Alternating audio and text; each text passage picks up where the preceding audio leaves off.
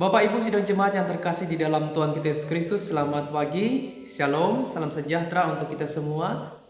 Hari ini terpujilah nama Tuhan yang mempertemukan kita kembali bersama saya Pendeta Alexander Philip, yang mana akan membawakan kita kembali dalam renungan pagi. Sebelum kita membaca dan merenungkan firman Tuhan, Bapak Ibu Saudara sekalian, marilah kita bersama-sama bersatu di dalam doa.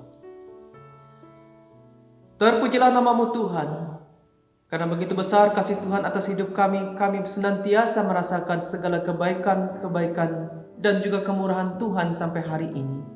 Terima kasih Tuhan, Engkau telah membangunkan kami di pagi hari ini. Dan juga Tuhan, kami bersyukur apabila kami boleh diperkenankan kembali untuk membaca dan merenungkan firman-Mu.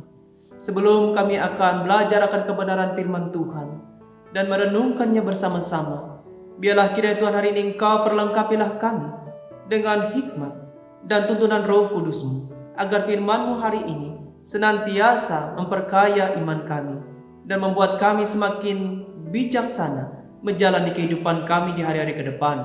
Di dalam nama Tuhan Yesus Kristus kami berdoa. Amin. Pembacaan Alkitab untuk kita pada hari ini yaitu diambil dari kitab Perjanjian Baru, Roma pasal 2 ayat 12 sampai ayatnya yang ke-16. Namun pada pembacaan firman Tuhan untuk kita pada hari ini, saya khusus membaca atau mengambil ayat yang ke-13 untuk renungan kita pada hari ini. Dengan berikut hukuman Allah atas semua orang. Ayat 13. Karena bukanlah orang yang mendengar hukum Taurat yang benar di hadapan Allah, tetapi orang yang melakukan hukum Tauratlah yang akan dibenarkan. Sekian pembacaan firman Tuhan. Bapak Ibu Saudara-saudara yang terkasih di dalam Tuhan, tema firman Tuhan untuk kita pada hari ini yaitu dengan judul mendengar dan melakukan. Saudara sekalian, ada sebuah kisah di mana ada seorang bapa yang begitu rajin pergi ke gereja. Hampir setiap saat ia mencatat apa yang dikhotbahkan pendeta di gereja. Hanya sayangnya ketika dia pulang ke rumah dan melanjutkan aktivitasnya, bapak ini malah menunjukkan sifat yang berbeda. Ia sering marah-marah tanpa alasan, tanpa sesuatu yang jelas. Ia sering kali menunjukkan sifat yang tidak baik kepada istrinya. Sang istri memandang bahwa suaminya hanya pandai mendengar khotbah pendeta, tetapi tidak pandai melakukannya. Nah, saudara-saudara sekalian, apa gunanya banyak tahu tetapi tidak ada satu hal pun yang dapat dilakukan?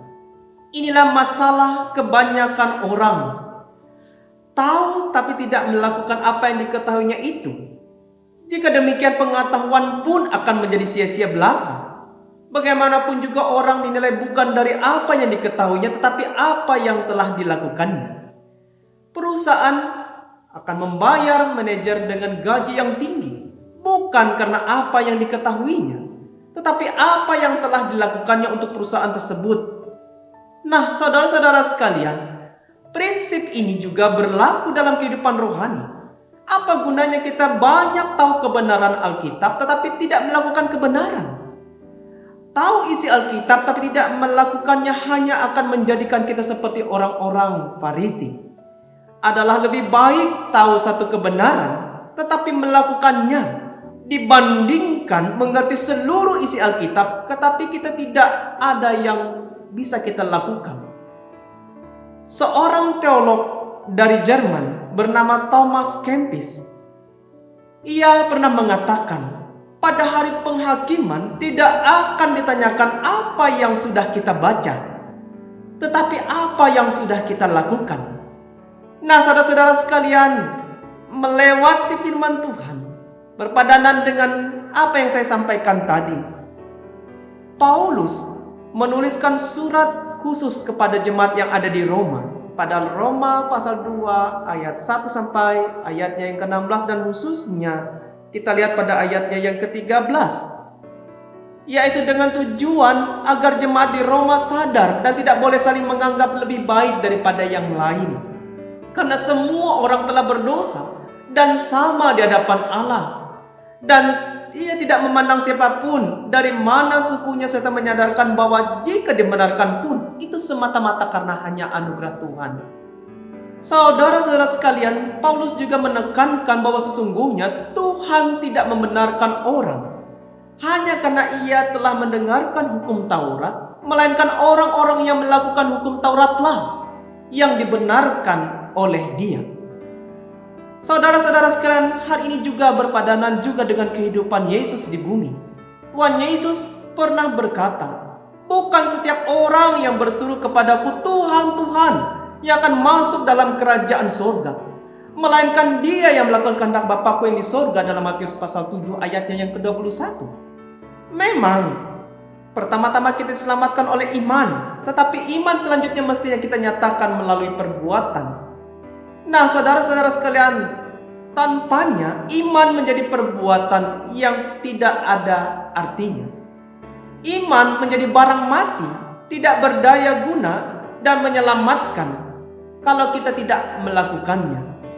Nah, seperti halnya juga dikatakan dalam Roma pasal 2 ayat 13 hari ini, bahwa kita semua hari ini harus melakukan apa yang penting di dalam hidup ini. Jadi yang penting bukannya sekadar tahu firman Allah, melainkan juga bagaimana agar kita dengan setia melakukan firman Tuhan supaya kita juga selamat. Saudara-saudara sekalian, pertanyaannya adalah, sudah berapa kali kita mendengarkan firman Tuhan hari ini? Namun persoalannya tidak terletak pada seberapa sering kita mendengarkan firman Tuhan, tetapi sudahkah kita melakukan yang Tuhan firmankan itu? Sudahkah kita melakukan apa yang sudah kita baca dari isi firman Tuhan? Berbahagialah mereka yang bukan hanya mendengarkan, tetapi juga yang juga melakukan firman Tuhan dalam hidupnya. Saya berharap itulah yang juga kita lakukan hari ini, mendengar dan juga melakukan. Itu yang menjadikan kehendak Tuhan boleh jadi atas hidup kita hari ini. Tuhan Yesus memberkati kita semua melewati firman-Nya. Amin. Sidang jemaat, mari kita berdoa. Bapa, kami bersyukur dan berterima kasih pada saat hari ini Engkau mengingatkan kami bahwa kami harus bukan sekedar mendengarkan, tetapi juga melakukan firman Tuhan. Apalah artinya orang tahu banyak hal tentang firman Tuhan. Dia telah membaca dari awal sampai habis firman Tuhan, tetapi tidak melakukan satupun. Itu merupakan suatu hal yang keliru di dalam keimanan seseorang. Tuhan menginginkan bahwa hidup kami harus menjadi pelaku firman-Nya, sehingga firman itu benar-benar hidup dan orang-orang bisa melihat firman Tuhan itu benar-benar nyata melewati sikap, perbuatan, dan perkataan kami sehari-hari. Tuhan akan menyelamatkan, Tuhan akan memberkati, Tuhan akan menyatakan kuasa-Nya bagi orang-orang yang hari ini dengan setia hidup dalam firman-Nya, terlebih lagi melakukannya. Dan biarlah itu boleh jadi di dalam kehidupan kami hari ini umat-Mu. Tolonglah kami Tuhan untuk membuang segala suatu sifat yang tidak baik. Karena ketika kami hanya sekedar mendengarkan firman Tuhan, tetapi tidak melakukannya, maka seseorang itu dipandang tidaklah baik di mata Tuhan. Tetapi tolonglah kami Tuhan dengan pertolongan Roh Kudus-Mu, untuk kami dimampukan setiap hari menjadikan firman Tuhan itu menjadi dasar dalam kehidupan kami melakukan perbuatan-perbuatan yang baik di dalam kehidupan kami. Terima kasih Tuhan, hari ini kami mau serahkan seluruh aktivitas, kegiatan, pekerjaan kami, dan kehidupan kami ke dalam tangan-Mu. Bungkus kami dengan kuasa-Mu Tuhan, dengan kuasa darah-Mu yang kudus, sehingga biarlah kami senantiasa dijaga, dilindungi oleh kuasa Tuhan, dijauhkan dari mara bahaya dan celaka. Tuhan, pulihkan dan sembuhkanlah kami yang sakit, berikanlah jalan keluar dan hikmat apabila kami hari ini mengalami berbagai macam pergumulan dan masalah hidup. Dan kami serahkan seluruh kehidupan kami hari ini, aktivitas, kegiatan sekolah, pendidikan kami, usaha dan pekerjaan kami.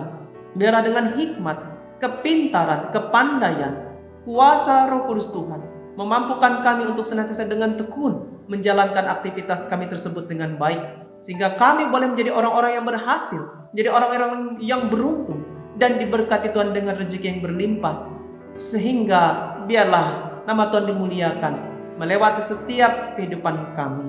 Terima kasih Tuhan, biarlah hari ini kami mau serahkan seluruh rencana kami, apapun yang kami mau kerjakan, biarlah kiranya Tuhan turut campur tangan, menyertai kami selalu.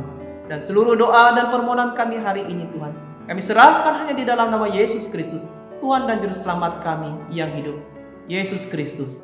Amin.